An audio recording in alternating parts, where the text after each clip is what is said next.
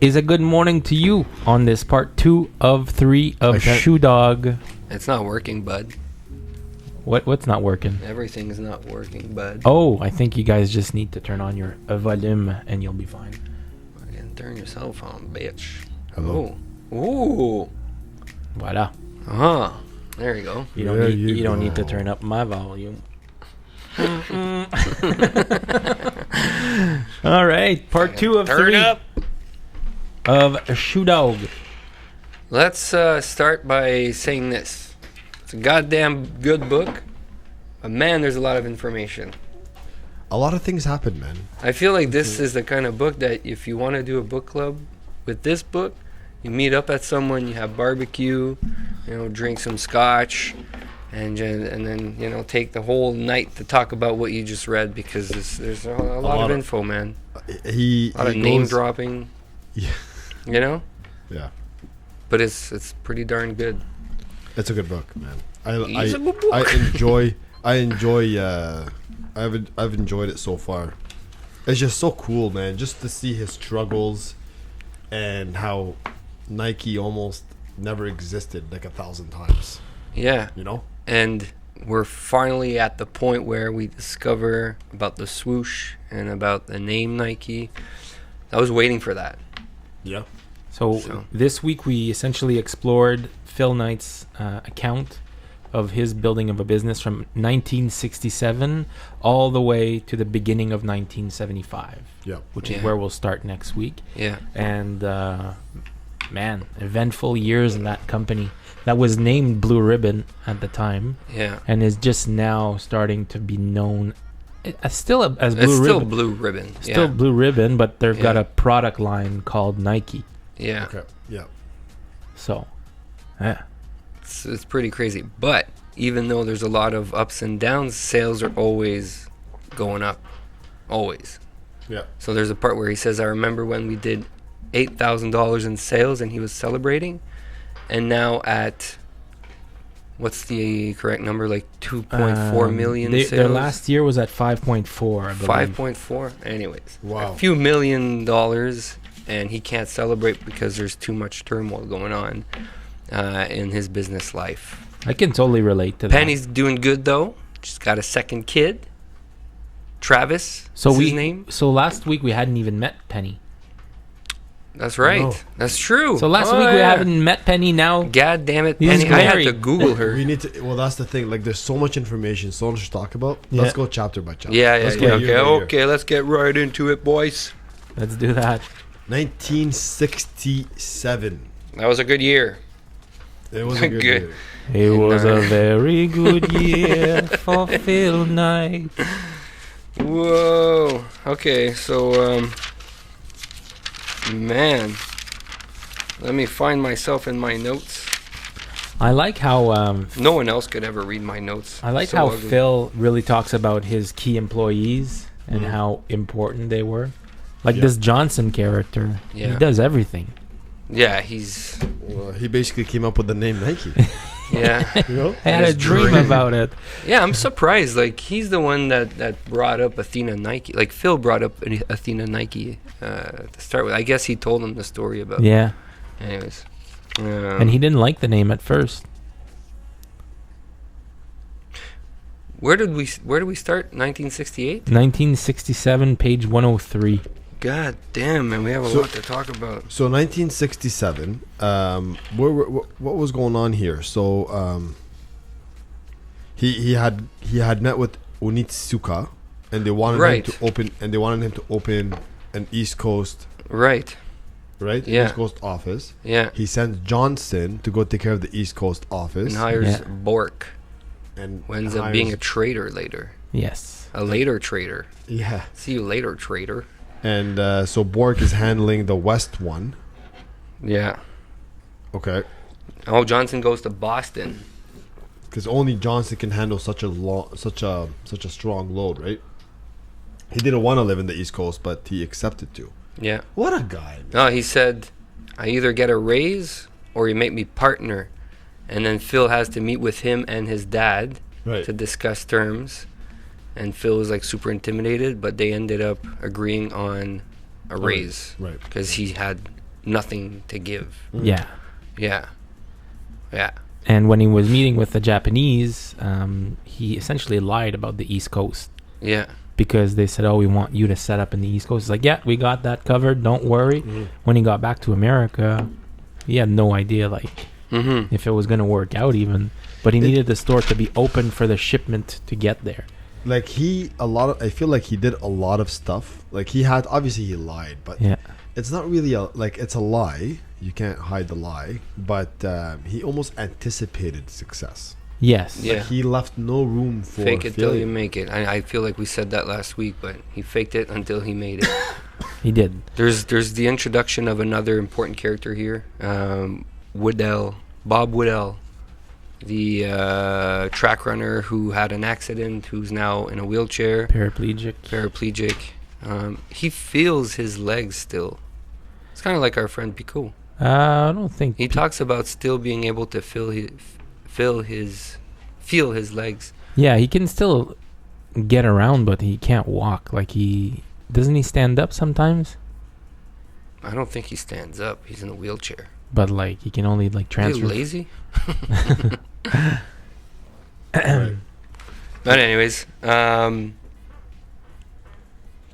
so he's a former track star, now paralyzed, and he opened up a second retail store in Oregon.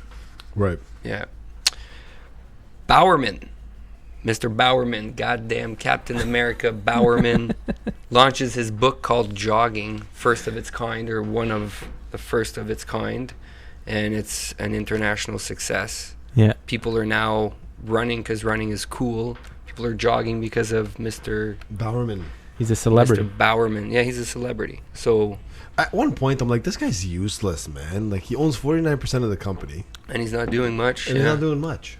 And it's Phil that's just doing everything. But then you can start seeing his impact coming up in these following chapters. Bowerman gives the company street cred. But you can tell, right. Phil finds strength by having this guy on his side, though. 100%. You know? Yeah. And the Japanese love him. Yeah. Yeah, he's a star. Yeah.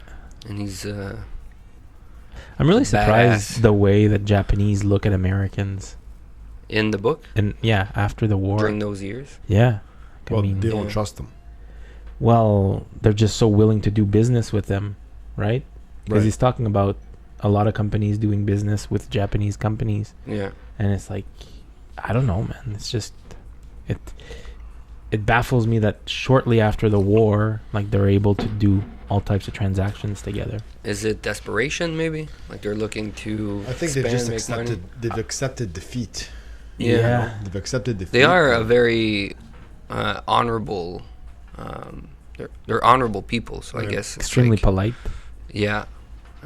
So I don't know. We'd have to read a little bit more about that subject. about that era. So it's funny. Oh yeah. So here's an interesting thing about Bowerman's jogging book. Phil is super pumped. He's like, finally, this book is released, and he'll talk about the Tiger shoes push to business. But to his surprise, he finds out that Bowerman wrote, "Just get out there. Any shoe will do. Don't concentrate on the equipment. Just if you have 2 feet, wear whatever and run." I was like, what the hell, man? You had the opportunity to push Nike. I guess in the end, it's probably better for the company that he didn't mention Tiger shoes, but Phil was pretty disappointed about that. Yeah. Goddamn Bowerman. I'd like to see a picture of him. I didn't even Google Bowerman. There's some pictures of them together. I'll bet you anything he looks like fucking Clint Eastwood, badass looking older fella. I remember. God damn it, Phil.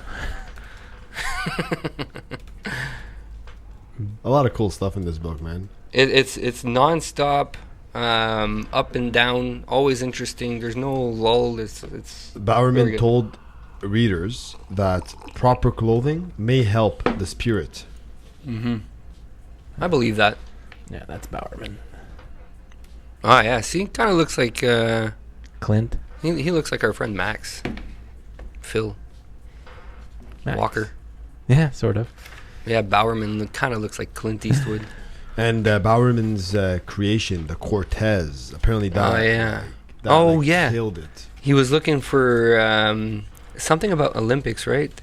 So basically, what happened was he created this shoe and he called it the Aztec. Oh, right. But Adidas had already trademarked Azteca Gold, so they came after them.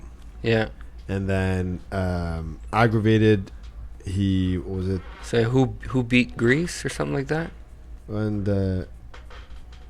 It's Cortez. so who was the so basically Bowerman said, who was that guy who kicked the shit out of the Aztecs? Oh yeah. He asked. Cortez. Cortez. He's like, okay, let's call it Cortez. Which is pretty cool. Yeah. Pretty badass. Pretty badass. Badass. It's cool though. But a lot of times Phil wasn't sure if his company was going to make it. Yeah. And in 1968, he actually took a job as a teacher. Yeah. And that's where he met.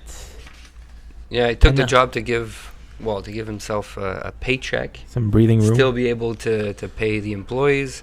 So he sort of like took a hit and, more workload on his end because he needs to take care of Tiger. And you have to be freaking passionate to go and get a job to pay for your business. Yeah. Right? Yeah. And while Johnson was still, that was his job. Yeah. Yeah. Yeah. That was his job, man. And But he gave him a $50 raise. He was a guaranteed. A lot of he's money. getting a guaranteed paycheck though. Right? Yeah. Exactly. But like you're doing other work to pay for a business that's supposed to be making money. Yeah. And like it isn't. And that's when he meets Penelope. the blonde bombshell Penelope Cruz. Parks. Oh yes. Penelope Parks. He cruised Penelope Parks. And decided to hire her accountant. for $2 an hour. Well, they went on a couple of dates. He met her parents. After she started working there. She was Oh. A she few was months after. She was dating that's another right. man when they met. Good for you. This guy, he's a lady stealer. Like on Mount Fuji, he took that girl away from that Easter egg Sarah. looking guy. Yeah. Good for you, Phil. Fucking right, Phil. But yeah, so an interesting story about Penelope Yeah. Penny. is that one evening she walked out, like she was done work, and then he goes to the back room and notices all her paychecks in a drawer, so she never cashed a check. So she was just passionate about working for Blue Ribbon and helping out by not cashing in on her paychecks. Maybe she was just waiting for a bigger chunk, Maybe she had that side bacon coming in from another guy, That must cause an issue though for the business, because like the business, if somebody keeps their checks for like 30 months, then all of a sudden, That's like what I thought. all of a sudden, That's like, a good point. I didn't think about that. 50 grand comes out of the account. The guy must think, what the, Yeah, I didn't realize that, this was not cashed out. Well, it's not. Well, you're giving them a check. Yeah. So they haven't pulled the money out of the account yet Yeah. until they actually deposit into their bank account. Yeah. I wonder what happened with that. Nothing. The business owner or the accountant is looking at it. It's already accounted for. Yeah. Anyway, Wow. So he ends up going on a few dates with Penny, Penny. Yeah. which she's a beautiful lady. Did you guys look? Yeah, I looked her up. Yeah. Yeah. There's Long only blonde hair. There's only one picture of her like hiking or something like that. That's the Really? only one I found. Well, she in no. booty shorts? They're Wearing in, Nikes? I saw a No, younger she was not picture. wearing Nike. She was wearing like New Balance. Oh, Really? she's here. This is a photo from this year. I don't think that's her. Yeah. I don't think that's the one I saw though. Oh, she still looks good. Of course. Yeah. Of course she looks good. She's rich. He sort of looks like Sir Richard Branson a little bit, I find. Huh. Yeah. So yeah. I like seeing that though. You know what? Like you can tell he comes from good. He has good values. Like he's been. He's obviously very successful. He built this business. Penny was on his side, but they never. Like they stuck together. Yeah. You know? Yeah. I like to see that. We don't know what happens from 1975 onward, but today they're still together. So Yeah, for sure. Oh, you think something must have happened? Oh, I don't know. wordy. It seems to be the case, with people that strike it rich, like everything, Maybe. like Jeff Bezos. Yeah, she's now the richest woman in the world because. But she built the business with Jeff, just like Penny did with Phil. Yeah. So She deserves it for sure. of course. So he goes to Sacramento, Yeah. brings her to Sacramento, Sacramento. and they get engaged only after a couple months. Now, don't forget, this is 1968, so Different times. and she was much younger too, She was. because they like she wasn't even legal when she started, or of legal drinking age when they started dating. They had true. to borrow Aunt something's card. Yeah. You met her parents. Yeah, no, that's pretty much it. I know Phil leaves for Japan at some point. I don't know. I don't remember why. He's got a meeting. Well, he's got to go to this Japan. constant nagging issue of exclusivity to the rights of Onisaku. Yeah. Yeah. Onisaku, the company that makes the tiger shoes. Yeah. And he's got this constant nagging issue of exclusivity, and he's given a year of exclusivity, then 3 years, but he really wants 5. Yeah. And then he learns at some point over the next 8 years that they're shopping for other distributors, and it gets him very, very worried. Right. Yeah. So he takes frequent trips to Japan to go meet with the executives Yeah. at Onisaku. Good old face to face. And the people, like, they start changing at Onisaku. It's like not always the same people running Right. the company. So I think this time around it was a younger gentleman about his was. age and Yes. a little bit more scared to speak up. a little bit more cocky. Are we still in 1968 right now, or have we moved? Have we mentioned that he got married in 1968? Yeah. Yeah. Yeah. We mentioned that already? Yeah. I didn't hear that. We mentioned that he got engaged, but he did Well, get married. He Yeah. got married. Yeah, he got married on September 13th, 1968. Okay. Well, Congratulations, you young lovebirds. yeah. All the best. Good time to skip to 1969 because that's how it ends. The chapter. Yep. Right? Yep. Perfect. Yep. And then at the beginning of 1970, he says, if 1969 was the year of love, 1970 was the year of debt. Oh, yeah? Right? He says I that. don't remember that. And he was constantly worried. He felt like everything was about to crash in. Yeah. And like, man, it's so relatable. Like, Yeah. It is. like whatever you're building, man, you're gonna struggle. For sure. We're all witnesses of that. But I'm just glad, like, the What is guy's, like, this? in his 30s and still hasn't made it. So we're still good, fellas. We're still good. We're not... Well, you're married. You have kids. We're fucked. 1969. Bowerman... You were saying Bowerman, it's hard to figure out or understand why he's there at the beginning, but he's coach of track and field. And essentially, he's testing all these shoes on his athletes. So he's the man designing and implementing different things to the soles. And He's the mad scientist behind this. oh, that's what you were going to say. operation, yeah. I thought you were going to say the man. He's the man. He's the I mean, it's Yeah. Before the chapters, before 1967, I figured Bowerman is just useless. Like, okay, he's a celebrity, but he's like a Drake to the Raptors. Like, he didn't really, like, he didn't actually help build the Yeah, but we Raptors. did this. He's a mascot. Yeah, He that's is. what it But he's also an inventor. That's Later a few years later, he refers to Bowerman as Da Vinci in Venice, Tesla in Strasbourg, Yeah. and Plato in Greece or Rome. On Pluto. right. Yeah. And he says, like, he's in his workshop, he's working Yeah. with like vinyl and rubber But compounds. we'll get to that because it's an important part of the story where he looks at a Yeah, let's just pancake talk about press or not? Yeah, No, Eggos or something. No, as a wife's Waffle iron. Is it the waffle? A waffle iron. Yeah, because anyways, we'll get to that. He melts different types of plastics and compounds. So yeah. Anyways, 1969, Bowerman goes to Mexico City for the Olympics, and that's when he notices Puma. By the way, Puma and Adidas are both founders are brothers. German got brothers. into a fight, and one left Adidas and started Puma. Just I sort of respect Nike. Well, no, I respect Nike a whole lot more now. But I'm sort of like, ugh, Adidas and Puma, you're like foreign. I'd rather encourage Nike because it's like it's our turf type same of thing. story with Lamborghini and Ferrari. Oh, yeah? They're two brothers. Huh. Both successful. And Puma and Adidas as well. Yeah. It's cool, man. Yeah. Yeah, for sure. I liked the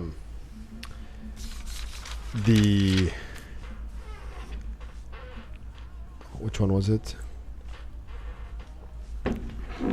So Bowerman was also the U.S. Olympic team. We just did that at the same time for no reason. Sorry. Bowerman was also the U.S. Olympic team in Mexico. And is it in 1969 when they wanted to, he saw a lot of the athletes wearing Adidas? Yeah. So they're all sponsoring athletes. Adidas and Puma are the biggest names, and they're giving shoes and shirts and stuff like that to athletes. But they were wearing blue ribbon or tigers for their training. Right. Yeah. Some of them were, yeah. The ones on Bowerman's team, at least. Yeah. Right? The U.S. Olympic team. I found that pretty cool that they actually, because of Bowerman, they were able to do something like that. Yeah. Pushing the product. Yeah. It's sort of a some foreshadowing of the next Olympics, and we'll get into that too. But that's when he realized that, okay, we need to get an athlete on board to push our product. Bowerman is sort of the superstar, but not enough to push the product as an athlete or endorsement. Yeah.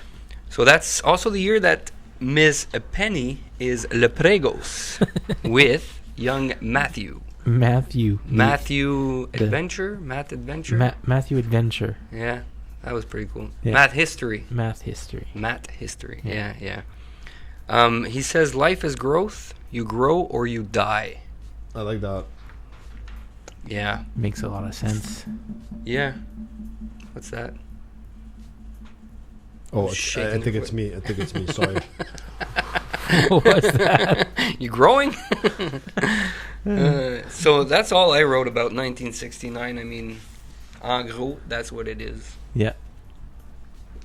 You want to get into 1970? To be honest, everything sort of mashes in for me. I didn't take notes like you. Yeah. But I have to do that, or else I just noticed the constant reoccurring theme of stuff happening, him figuring out a way to get through it. And speaking of reoccurring themes, you were mentioning how he keeps going back to Japan to secure another contract. 1970 is the year that he goes back to secure another 3 years. That's when he wants 5, and Onitsaku agrees to 3. No more. That's what he said. Something like that. And they keep going back and forth. I think up until 72, maybe 73. With Onitsuka, obviously you start feeling at this point in the book, you start feeling like this relationship is going to disintegrate. Yeah. And he gives us, but it's crazy how he gives so much details that he just lets it stretch and stretch and stretch. You're really you're almost feeling the stress that he's going through. Yeah. Well, he... Are you guys surprised at the way that Onisaku was treating Blue Ribbon? Because it didn't have any sales in the United States before. Yeah. And they had some. They had some because they had the Marlboro Man. But I think they were the first ones to push the track and field shoes because the other guy had the football shoes. Yes, but their sales in United States are done by Blue Ribbon. Yeah. And they have been for the last few years. Yeah. And they're still willing to shit on the company. But there are people who are trash talking Blue Ribbon, trying to secure a contract of their own and saying they're this, they're that. It's a lot like real estate. Oh yeah, for sure. And then I know in 1970 he stopped getting money from the bank. Yeah, so he needed 20K. He needed 20,000 to get the other shipment. So he secured the 3 years contract, but he had to pay 20K. So he has the idea of opening up Sport Tech and selling shares in this company, and that completely flops. So this is interesting. Waddell walks in and tells him, "My folks, we're willing to invest $10,000. Yeah. He's like, just go over to my parents' house and they'll give it over to you. And 5,000. 5,000, right? yeah. And he knew that they're not well off at all. Mm-hmm. But they were better off than he thought, and then he ends up giving them an extra 3 Yeah, they say, 3Gs. we have a little bit more, an extra 3 Gs. Yeah, so he agrees. Why? Accepts. And then he asks them, why are you doing this? Because Waddell's mother said, if you can't trust the company your son is working for, then who can you trust? Yeah. So a lot of people believed in Phil. A lot of people believed in Blue Ribbon. Well, I think because of the fact that the growth was there, sales were doubling, tripling every year. So like, well, doubling, and then Onitsaku wants it to triple eventually. I just feel like, okay, so the sales are doubling, sure. Mhm. But does that mean that his profits are doubling? That's the thing. They weren't, because he kept hiring and hiring. Yeah. And So he was growing, I think, faster than he expected to grow. And maybe that was the issue with the bank, because obviously the bank is, at the time, were a lot more conservative than they are now, right? yeah, He was putting everything back into the company, yeah, You know. exactly. not getting any cushion because he just wanted to push sales. So right now, how many years has Blue Ribbon been up and running? Is that Seven years. 65, yeah, probably about 65. okay, so he's past that 5-year mark that we consider a benchmark for Yeah. today's standard. So maybe back then it was like kind of normal to be, you know. But man, he's competing against giants like Adidas Yeah, and yeah. Puma, Yeah, right? Like, this is no joke. What he, like, I had no idea before this book that Nike is a newer brand mm-hmm. You thought it was than the other two. You thought it was older I just than thought it was Puma like, and Adidas. yeah, I thought it was maybe they all came up at the same time Yeah. after the World War, maybe, you know. No, Puma and Adidas were the big boys. And it's, man, unreal. I like that. It's honestly it's a book that gives you hope. I like to ask myself the question: if Phil would have known, okay, you're gonna hit this snag and you're gonna have to figure out something there. But if you get past that, you're gonna hit this snag, Yeah. and you're gonna have to figure out you It's the journey, man. you don't know what's in front of you, but you just gotta trust that you'll figure out a way. Yeah. Because if I were to tell you, like, in the next 10 years, all the challenges that you'll face, you'd be like, holy fuck, I'd rather not know. how am I gonna get through that, and how am I gonna get through this, you know? Yeah. But like, it's the journey. Like, you don't realize that this is the journey until you pass Yeah. the journey. Yeah. are you guys more likely to buy Nike shoes? Oh, very much. For sure. I did already. And I was looking for a pair of sandals. I bought Nikes. They were the most uncomfortable pieces of crap I've ever bought. I brought Nikes? them back. Yeah. I don't know if it was just a one-off, but ended up not buying them. But I can't buy anything else than Nike for my training shoes. I tried other shoes. The brand is so strong and stuck with me. Like clothes, it's Under Armour. It's a bit cheaper. I prefer the fit, anyways. But shoes, definitely Nike. Yeah. I Every like day. Nike a lot. Nike's Yeah. probably my favorite brand. Yeah, for sure. It's one of my favorite sports brands for sure. Yeah, I just like everything they do, and everything they do is done right, except those fucking sandals. But I think it was just me, maybe. But So, let's talk about that brand, Yeah. Nike, Yeah. how it came to be. Do you want to just one thing before 1971? Sure. Because the Nike brand is right after that. Kitami is the right-hand man of Onitsaku, I'm guessing. He's one of the employees. Yeah. Yeah. So he arrives in Oregon. I don't ever know how to say that. And Oregon. Phil has to pick him up with Penny at the airport, and they try to woo him because they need to secure that contract. He didn't come with Onitsuka, did he? No, he brought a junior with him. Yeah. Okay. I forget his name. But Phil decides to bring Kitami to the bank Yeah. to like help him out and show him like, this is the guy from Tiger, like he's here to vow for me. And he ruins the friggin' meeting by being rude, by saying, why you don't lend money to my friend? It's like, well, Doesn't really work that way, but yeah. So it ruins that meeting, and then Phil brings him to the Blue Ribbon headquarters. And again, he's like, yeah, I'm not impressed with your sales, even though they're doubling.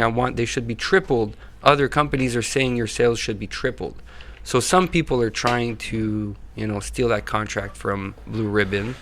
Doesn't mention who. I don't know if that's gonna, come out later in the book. But other people are trying to get in on the Tiger shoe action. I think we won't see who it was because they're sort of past that now.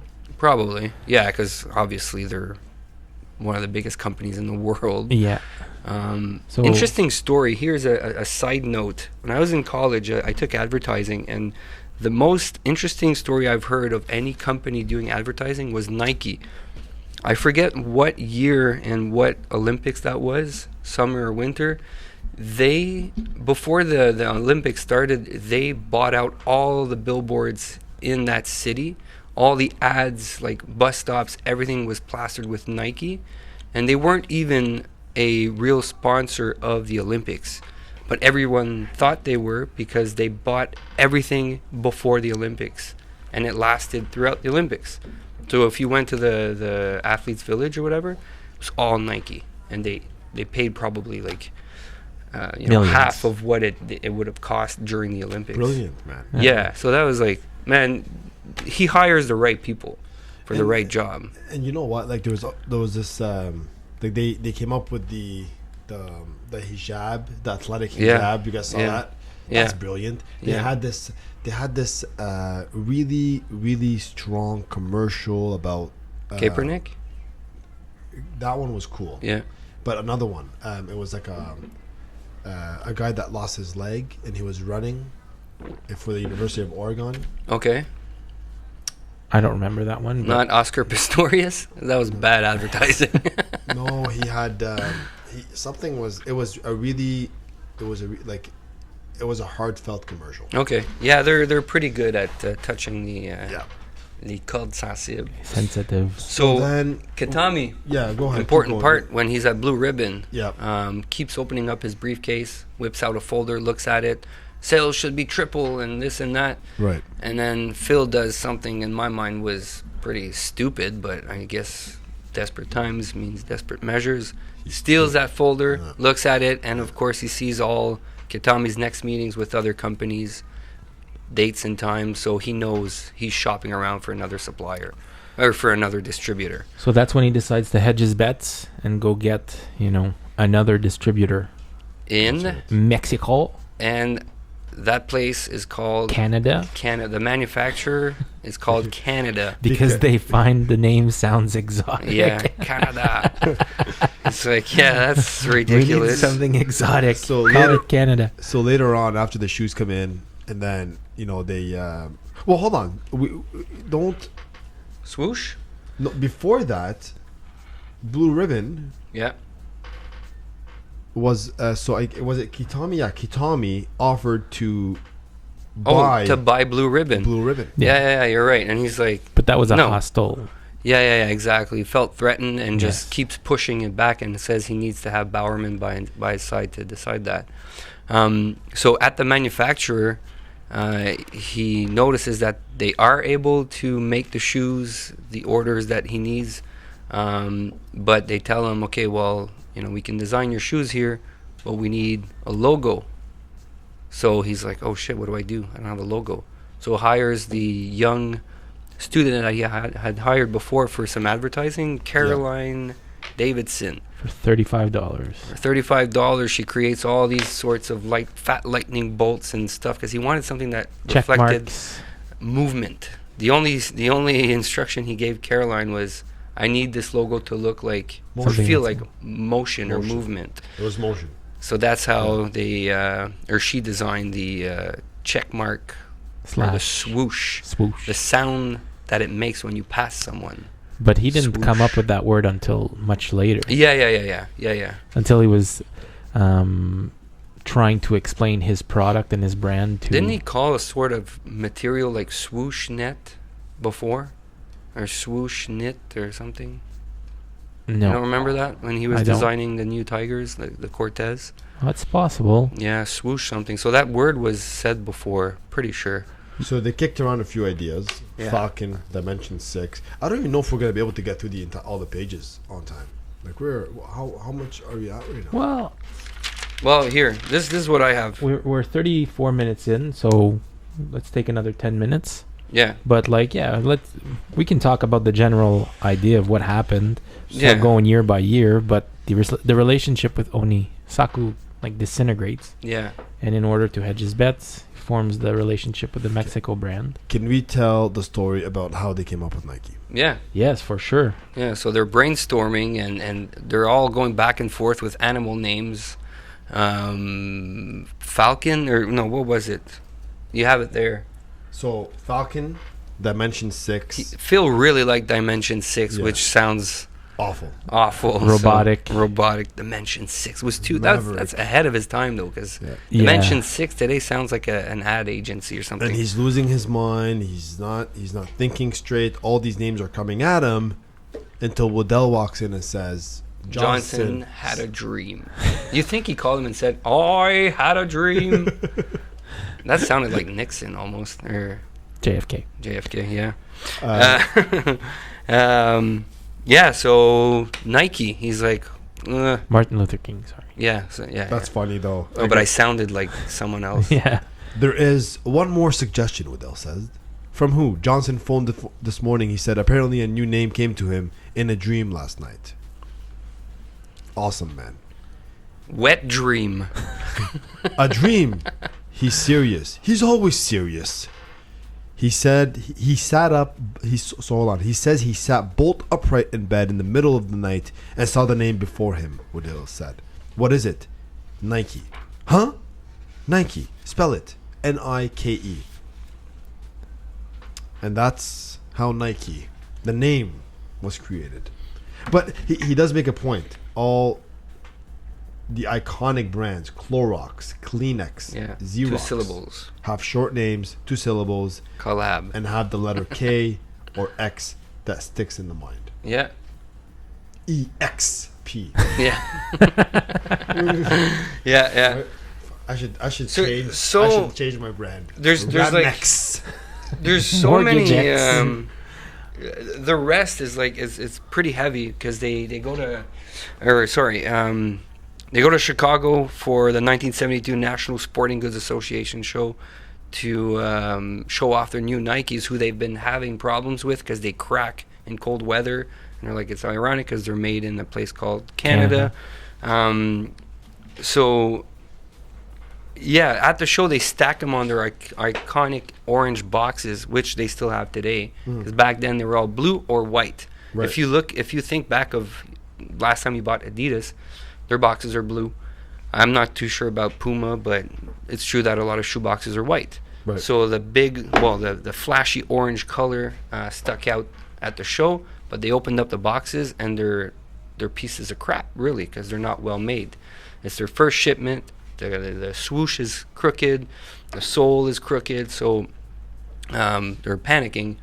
But they're still able to pitch the idea of the swoosh, and he shoots the idea of swoosh is the sound that you make when you pass someone, and the salesmen over there are eating it all up, and they say, well, I believe you that you'll fix the next batch because Blue Ribbon has always been up front. So because of their integrity and being upfront with people, Johnson was pissed that the salespeople were even buying their shoes.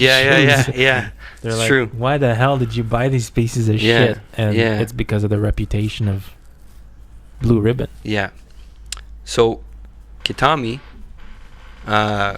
catches, what's the word? Catches wind of Nike. So he shows up at Blue Ribbon. What is this Nike thing? And he's pissed.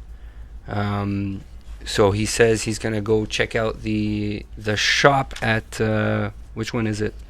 Where he says hide the Nikes, Johnson's place there, or Waddell's place. Yeah, Waddell's the shop. So he goes there, and all the Nike boxes are stacked in the warehouse. And Kitami pretends like he needs to go pee. Walks in the warehouse, finds the Nikes. That's when he threatens to sue for breaking their contract and producing shoes somewhere else. Did you guys see what they look like, the first pair? No. Let me see. They're they didn't know that it would be special, so I don't think they saved a pair, but that's what they looked like. They were just leather and white, and they sort of still have that same shape. Track and field shoes today. Yeah. The Olympics in Germany, I forgot about that. Yeah, with the these terrorists. Israeli. Yeah. Yeah, pretty sad. Yeah, so Bowerman takes their golden boy Prefontaine to the Olympics, and they're psyched.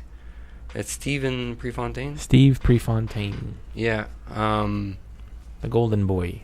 Yeah, so they were counting on these Olympics to, like, you know... Push their brand. But something terrible happens where... Is it 6 or 8 gunmen? So gunmen, they kidnap Israeli athletes. Yeah. And they execute them. Crazy. Kill them. So Bowerman and Pre are, like, shocked, and they're just not themselves when they come back. Oh, no. This is Prefontaine with the Nike shoes, running track. That porn star mustache. What a stud. Hey, he kind of looks like, what's his name? The guy that just played, and he's going to come back to me. That kid with the six-pack and the whole fucking look. Plays the killer, that new movie on Netflix. I don't know. Sorry. Okay, never mind. Zach something? I don't know. Oh. Zac Efron? Zac Efron. Yeah. Got that Zac Efron face. Good looking dude. And they're using Prefontaine to push their brand. Yeah. And it's working really well for them. So although that's a huge blow to their plan, meanwhile, while the Olympics, like, it didn't go according to plan, and Prefontaine is just, like, beat up and sort of took a step back for a few months. But meanwhile, while that's happening, a young tennis star by the name of Aili Nastasi, a.k.a. Nasty, was defeating their opponent. Is it a girl or a boy? What's the name? Oh, it must be a woman. Ilie Nastasi, a.k.a. Nasty. So she was destroying the competition wearing Nikes, and she wasn't even pushed to wear the Nikes. She was just wearing them and destroying her competition. So they signed that athlete. It's a man. Man? Okay. Eli. Okay. Anyways, they signed him for $10,000. Their first endorsed Nike athlete, a tennis player. Nice. Yeah. Those were his shoes. Those are they just came out with those shoes again today. Really? In 2019. Yeah. If you go on the Nike website, those shoes exist right now. They're nice. Yeah. Sorry, we usually would have it up on the screen, but we're just dealing with some technical... Google it. Google it. Oh yeah, and they sponsor the Oregon Ducks football team. They're all wearing a Nikes. This is all in 1972, by the way. Yeah. We're a bit short on time, so let's just skip to 1973. Yeah. And 1974. Like they're both. Both those chapters have a lot of information, but. Well, shit hits the fan with. Onitsuka. Yeah. Onitsuka. They sue Blue Ribbon. And Blue Ribbon, and they both sue each other. Mm-hmm. And the court case he hires his cousin. Yeah. Mr. Hayes. Is it Hayes? Cousin something? Cousin Hayes, yeah. And with a junior partner. Yeah. Something like that. And he didn't think he'd win in court against the Giants from Japan, but yes, they did. They did. And the court finally hears both sides. The people from... so essentially they were trying to keep their Cortez model, to own the rights to the Cortez and the... forget the name of the other shoe, but anyways, they won their patent and everything is theirs, so they can everything continue. Belongs to Blue Ribbon. Yeah, okay. So everything they created at Tiger, so the Cortez. And the judge finally sees that Blue Ribbon is more honorable and also more honest. Yeah. And that seems to be a recurring theme, right? Onitsuka paid them $400,000 without even being asked. He offered $400,000 in the end, because they lost the court case. Yeah, so he figured, we'll pay you off. That's it. So, to the last that I've read in this book, they got to this the compensation meeting. Yeah. And they didn't bring a check. Okay. Right. So there was no money exchanged up till 1974. They did get the court case awarded to them for $400,000. Right. But they still haven't received that check, and they said we'll be in mail in a few more days. Oh, yeah. Okay, yeah. Right? You're right. Yeah. And it seems to be something that Japanese company does, is it says a few more days. Yeah. So can you imagine waiting for a check of $400,000 and it's in the mail? Are you fucking kidding me? In the mail? Jeez. A few more days. That's the only reply you're getting. Few more days. Anyways, so great book. Can't wait to see the rest and or listen to the rest, read the rest. I'm sure some more roller coaster riding is upon us. Yep. Yeah, absolutely. for sure. Yeah. I look forward to it. So 1975 all the way to the end for next week, ladies And le gentlemen. and germs. Cool. Assez bon pour cette semaine. Cha. We're gonna wrap this one up. Yes, sir. We have to play the outro. Do it. So we're finishing the book. 300. It's easily It's the best book I've ever read. It's gonna be Story-wise? It's gonna take us 45 minutes to an hour to finish this book. Yeah. On the podcast. Yeah. I'm okay with that. Let's plan for it next week. Already. Whoop. Salut tout le monde.